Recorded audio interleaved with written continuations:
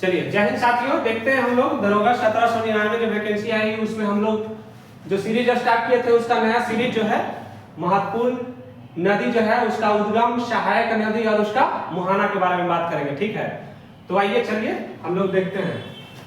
पहला जो है सबसे महत्वपूर्ण नदी है जिसको कह सकते हैं कि उत्तरी भारत का जीवन रेखा। ठीक है, हमारी गंगा, उत्तरी भारत में गंगा को हम लोग गंगा के मास के नाम से भी जानते हैं। जैसे बिहार में जो है पूजनीय नदी है, चाहे यूपी में है, तो हम लोग गंगा देखते हैं। अब गंगा कहाँ से निकलती है? तो गंगा जो निकलती है वो कहाँ से निकलती है?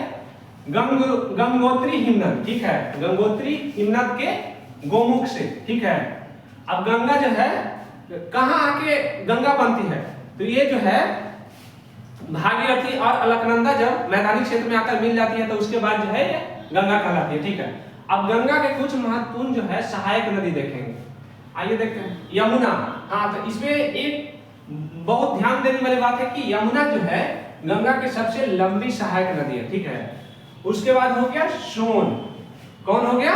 सोन, जो मुख्य रूप से बालू के लिए जाना जाता है। ठीक है, ये जो हमारे बिहार क्षेत्र में बालू का सबसे बड़ा अगर कोई जो है भंडार है तो सोन नदी है। ठीक है, इसमें ऐसा माना जाता है कि सोना का कण भी मिला था, इसी के नाम पे इसको सोन रखा गया। ठीक है, आगे देखते हैं। ये रामगंगा। ठीक है, रामगंगा जो है गंगा की मतलब शुरुआती सहायक नदी ही है। ठीक है, जहां से गंगा निकलती है। और रामगंगा जो है ये जो है जिम कॉर्बेट नेशनल पार्क है उसी पार्क से गुजरती है। ठीक है, रामगंगा नदी। आगे देखते हैं गोमती नदी। हाँ, गोमती अगर कहेगा कि गंगा की एकमात्र सहायक नदी जो मैदानी क्षेत्र से निकलती है, ठीक है, तो निकलती है और गंगा में मिलती है तो कौन है? गोमती। ठीक है, गोमती अब कहां से निकलती है? गोमती जो है फुल्लर झील। ठीक है, फुल्लर झील लखनऊ से। चलिए आगे हम लोग देखते हैं एक और महत्वपूर्ण नदी कोसी। ठीक है, कोसी के बारे में तो सब लोग जान ही रहे, बाढ़ लाने के लिए विख्यात है। बिहार के इसको शोक भी कहा जाता है। ठीक है, अपने मार्ग बदलने के लिए अगर कोई सबसे कुख्यात नदी है वो है कोसी। फिर आगे देखते हैं महानंदा। ठीक है, महानंदा भी एक महत्वपूर्ण इसका सहायक नदी। अगर कहेगा कि गंगा में सबसे पूर्वी ओर से मिलने वाली नदी कौन है तो ये है महानंदा। ठीक है, अब आगे देखते हैं गंगा कहां पे जाके अपना मुहाना बनाती है, संगम बनाती है। ठीक है, तो गंगा जो है आपको बंगाल के खाड़ी में गिर जाती है। ठीक है, बांग्लादेश से होते हुए अगर कहेगा कि गंगा के कुल लंबाई तो कितना हो जाएगा? 25-25 हो जाएगा। ठीक है, 25-25 किलोमीटर। ठीक है, उसमें जो है 2515 भारत में और 10 किलोमीटर जो है बांग्लादेश में जाकर गिरती है। अब देखिए दूसरा महत्वपूर्ण नदी यमुना। ठीक है, तो यमुना कहां से निकलती है? यमुना जो निकलती है वो यमुनोत्री हिमनद के बंदरपुर से। कहां से? यमुनोत्री हिमनद या यमुनोत्री ग्लेशियर के हिमनद से। ठीक है, अब गंगा के कुछ महत्वपूर्ण जो है सहायक नदी देख लेते हैं। चंबल, केन, बेतवा। ठीक है, चंबल, केन, बेतवा हो गया। उसके बाद देखिए एक सिंध है जो नजर में कम आता है, सिंध हो गया, टोन्स हो गया। आगे हिंडन देखते हैं, गिरी और सेंगर। कौन कौन हो गया? चंबल, केन, बेतवा। ठीक है, उसके आगे सिंध हो गया, टोन्स, हिंडन, गिरी और सेंगर। ठीक है, अब ये जो है यमुना का मुहाना कहाँ या संगम कहाँ? तो ये हो जाएगा आपका प्रयागराज। ठीक है, गंगा में ही आकर प्रयागराज में मिल जाती है। जैसे प्रयागराज का संगम हुआ तो गंगा यमुना सरस्वती, तो वहीं पे ये गंगा में अपना मिल जाती है, मुहाना बनाती है। अब देखते हैं हम लोग तीसरा महत्वपूर्ण सहायक नदी सोन। ठीक है, अब सोन जो है कहां से निकलती है? तो सोन देखते हैं अमरकंटक, एमपी। ठीक है, अमरकंटक के पहाड़ी से एमपी से इसका उद्गम स्थल है। अब सोन का कुछ महत्वपूर्ण सहायक नदी जो एग्जाम में पूछता भी है तो वो देखेंगे रिहंद नदी। ठीक है, रिहंद हो गया, कोयल हो गया, फिर से गोपल, कन्हार हो गया और जोहिला हो गया। ठीक है, इसमें कुछ नया नदी आपको मिलेगा और एग्जामिनर यही सब पे ध्यान देता है। ठीक है, यही सब पूछेगा, फिर लगता है कि वो नहीं पढ़े थे। ठीक है, तो इसको ध्यान देना है। रिहंद हो गया, कोयल, गोपल, कन्हार और जोहिला। ठीक है, अब गंगा मिलती कहां से कहां है, कहां मुहाना बनाती है? तो गंगा जो है सीधे सीधे भले सोन जो है सीधे सीधे गंगा में मिलती है अब पटना के पास। ठीक है, पटना में जो दानापुर है वहीं पे आके गंगा में मिल जाती है।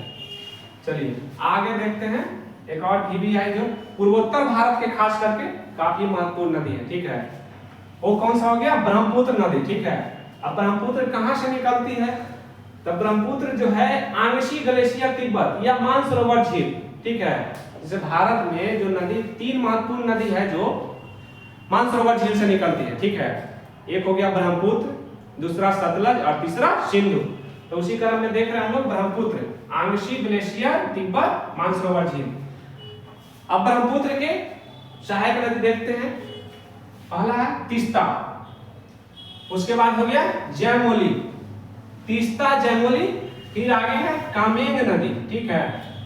और उसके बाद है सुबनसिरी।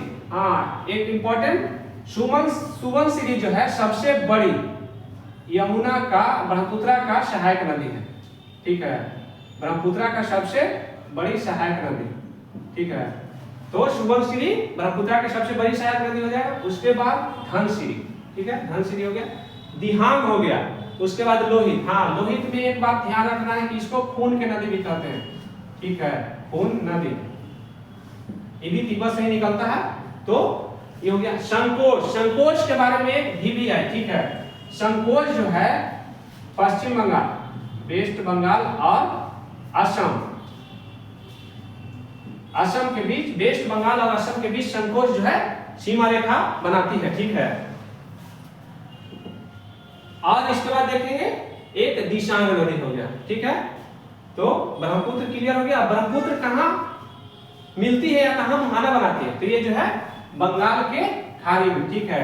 गंगा ब्रह्मपुत्र मिलकर ही आगे मेघना का निर्माण करती है और बंगाल के खाड़ी में गिर जाती है, ठीक है। अब देखिए, हाँ, एक बात और ब्रह्मपुत्र के बारे में देखेंगे कि ब्रह्मपुत्र को तिब्बत में क्या कहते हैं। तो तिब्बत में इसको यालुंग जांगबो या सांगपो या सांपो के नाम से भी जाना जाता है तिब्बत में, ठीक है। अब देखिए, अब अगला महत्वपूर्ण नदी जो है नर्मदा। नर्मदा भी अमरकंटक मैकाल पर्वत से, एमपी से निकलती है, ठीक है। नर्मदा कहां से? अमरकंटक से, मैकाल पहाड़ी, एमपी से, ठीक है। अब देख लेंगे नर्मदा का सहायक नदी। नर्मदा का सहायक नदी तवा हो गया, बरना, शक्कर, बंजर, हीरन और आलोन, ठीक है। एक कोलार भी है। कौन कौन हो गया? तवा हो गया, बरना, शक्कर, बंजर, हीरन, आलोन और कोलार नदी, ठीक है। हम समझते हैं कि एकदम बुझाड़ा होगा बढ़िया से। चलिए अब आगे देखते हैं कि नर्मदा जो है वो जाके मिलती कहाँ से कहाँ है? तो ये अरब सागर में जाकर सीधे सीधे गिर जाती है, ठीक है। अब देखिए, अब जो है दक्षिण भारत के कुछ और महत्वपूर्ण नदी, गोदावरी, ठीक है।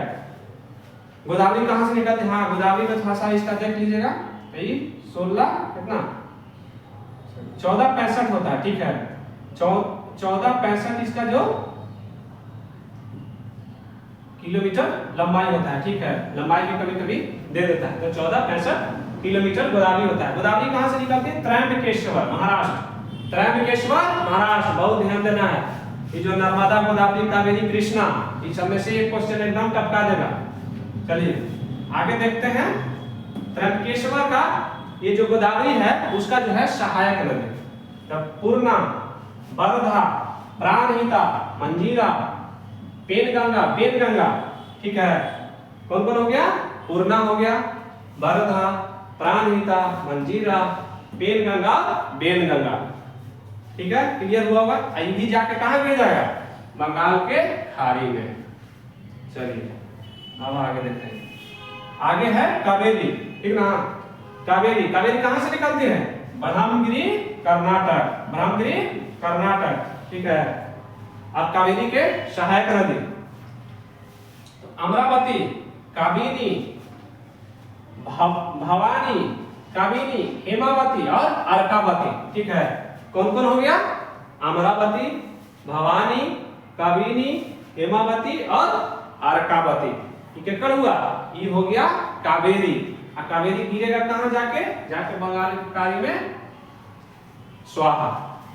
आगे देखिए कृष्णा, ठीक है।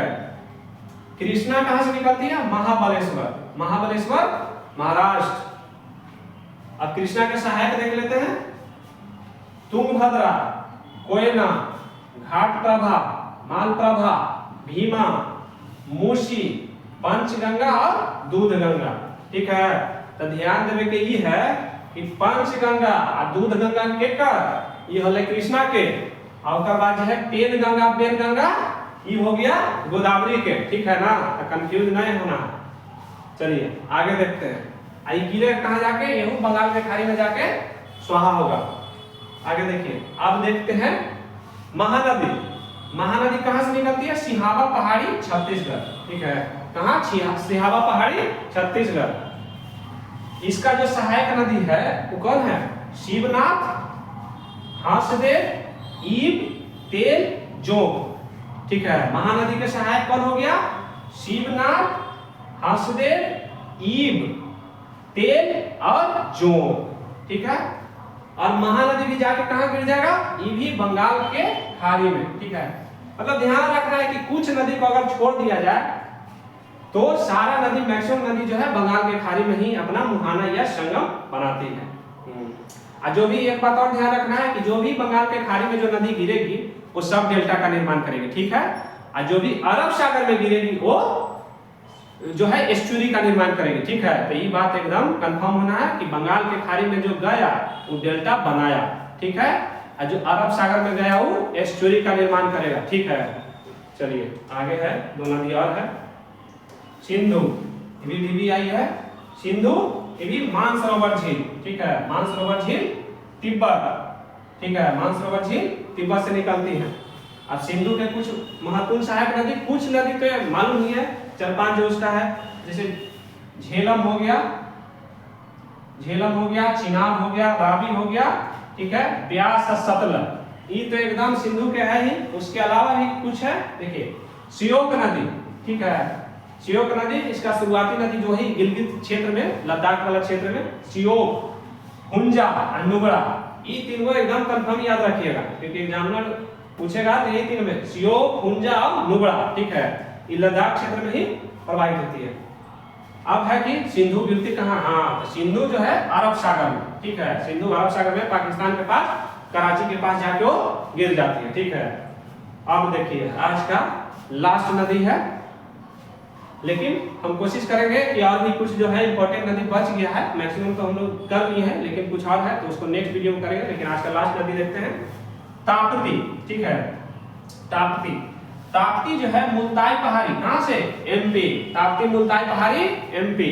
ठीक है, अब ताप्ती का कुछ इंपॉर्टेंट जो है उसका सहायक नदी देख लेते हैं। गिरना, बोरी, बंजार, अनेर और बाघूर। ठीक है, क्या हो गया? गिरना, बोरी, बंजार, अनेर और बाघूर। अब ताप्ती फिर कहां जाके गिर जाएगा?